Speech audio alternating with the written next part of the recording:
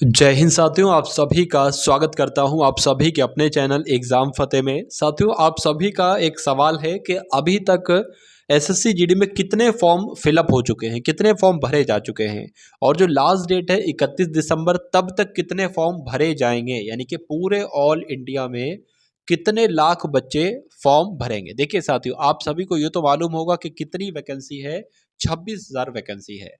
अब मान लीजिए साथियों, अगर जैसे कि अभी जो फॉर्म भरेगा ना, अभी जितना आंकड़ा जो है साथियों वो 30 लाख का आंकड़ा है। कितना? 30 लाख फॉर्म साथियों अभी भरे जा चुके हैं।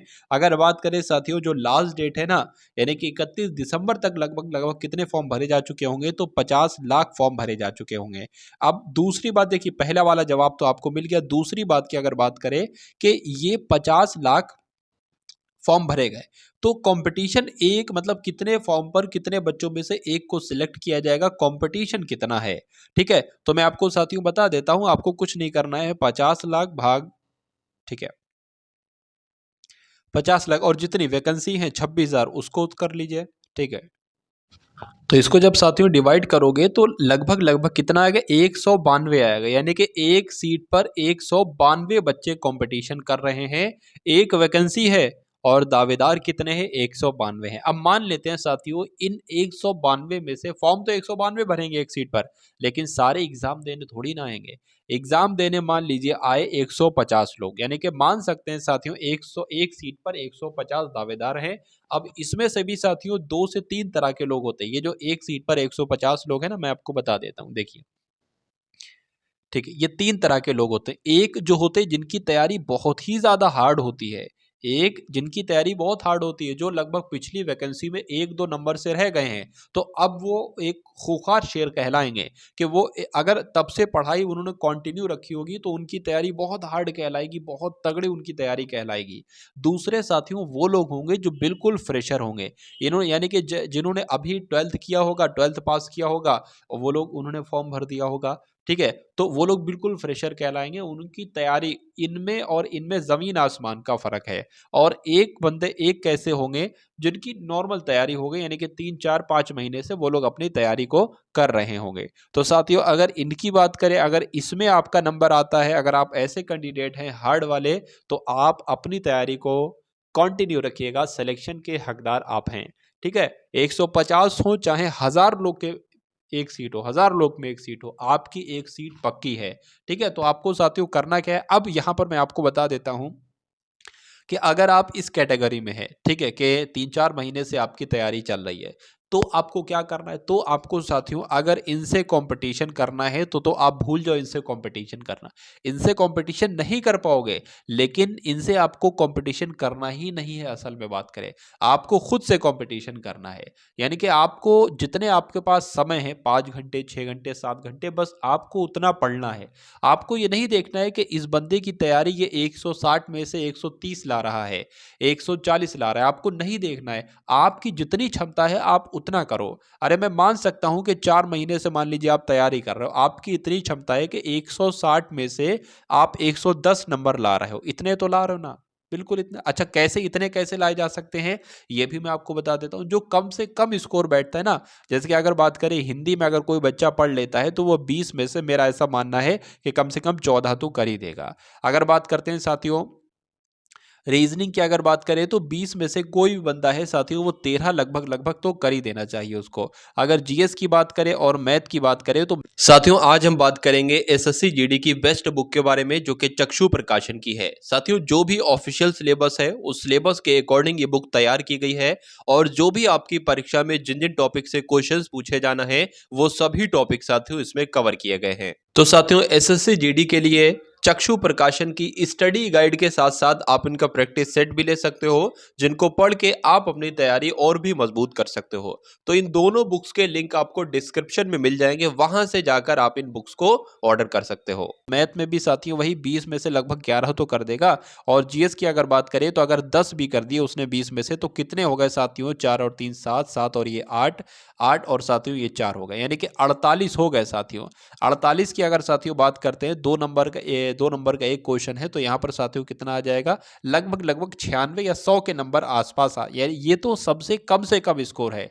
जो 96 100 है ये कम से कम स्कोर है। अब इसको बढ़ाकर आपको कितना करना है, लगभग 130 करना है। मान लीजिए अभी आपका स्कोर अगर 96 आ रहा है, तो अब आप मैथ की थोड़ी और तैयारी करिए, रीजनिंग को और अच्छे से करिए, देखिए टेस्ट दीजिए, मॉक टेस्ट दीजिए, कहाँ पर आपकी दिक्कत आ रही है, कौन कौन से चैप्टर के प्रश्न आप नहीं कर पा रहे उनको दोबारा से तैयार कीजिए।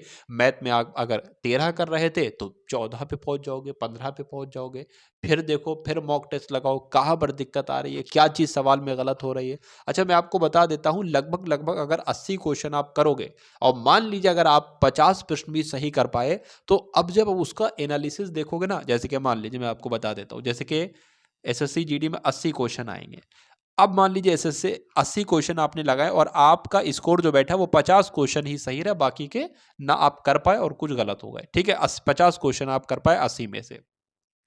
तो जब आप इन 30 क्वेश्चन का एनालिसिस करोगे कि आखिर इन प्रश्नों में क्या मुझे दिक्कत पड़ रही थी, तो आप मैथ के और रीजनिंग के ऐसे लगभग लगभग 8 से 9 क्वेश्चन ऐसे देखोगे जिसमें आपको मालूम पड़ेगा कि भाई इनमें मैं गलती कर गया।